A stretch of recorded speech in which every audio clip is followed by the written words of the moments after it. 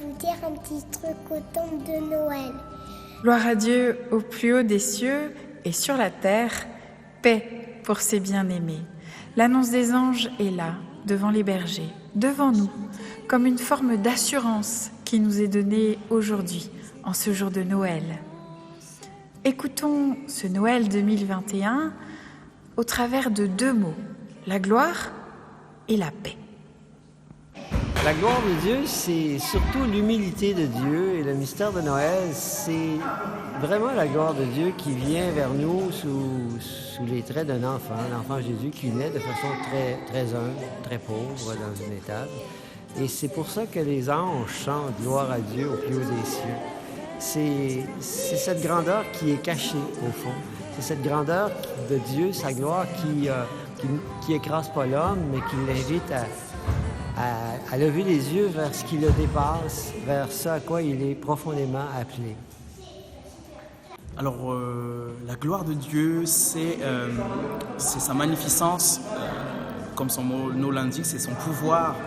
Notamment, on peut déjà le voir régulièrement dans la vie quotidienne, mais aussi dans ce qu'on voit dans le paysage, comment a été créé l'univers, la terre.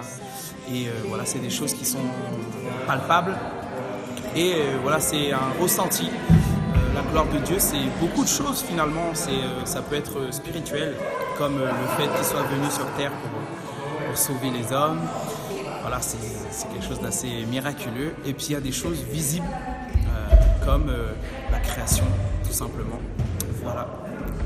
Bon, oui, louons Dieu en musique, gloire à Dieu, en chantant, en faisant de la musique et en faisant chanter tout le monde, les autres aussi. Pas seulement un seul en solo, mais que tout le monde chante et loue Dieu en chantant, en faisant de la musique. Parce que Dieu est grand, et puis joyeux Noël. Gloire au vivant, c'est-à-dire faisons de notre Dieu un socle. Il est notre équilibre pour bien vivre, pour tourner, pour peut-être même valser dans ce monde qui change. Et la paix. Le temps de Noël, c'est plus propice à la paix de Dieu. C'est le temps où on pense spécialement à faire taire nos querelles quand on pense à Jésus-Christ. Si on a peur, c'est pas vrai, on va nous rassurer. Et Jésus est là. Et Dieu aussi, merci pour Jésus parce qu'il nous parle de Dieu. Et tout ça, c'est grâce à ce culte, on sait. La paix de Dieu, c'est un état intérieur, je dirais de grande sérénité.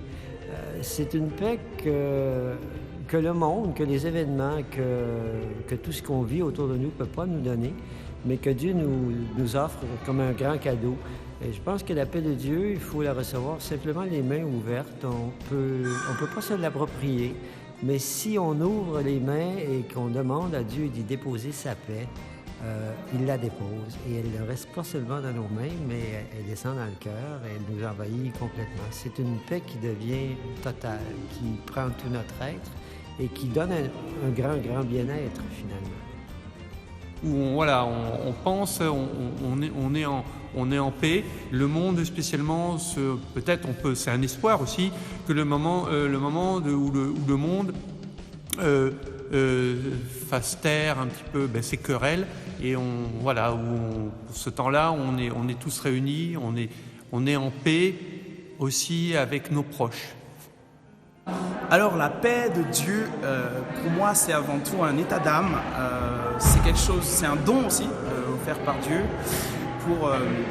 pour chaque personne qui le suive et qui accepte Jésus. Et, je pense que c'est quelque chose de très important, surtout en ce moment, parce qu'on a besoin d'avoir la paix du cœur. Une manière de vivre heureux nous est donnée grâce à la paix de notre Seigneur. Nous pouvons trouver la paix du cœur, des esprits, au plein milieu de ce monde, au cœur de ce monde. Et c'est une joie et un heureux Noël que nous pouvons alors vivre autour de la gloire et de la paix de notre Seigneur. Merci aussi à la grande crèche qu'on s'est existé avant. Amen. Et je vous souhaite à tous un très joyeux Noël. Fröhliche Weihnachten.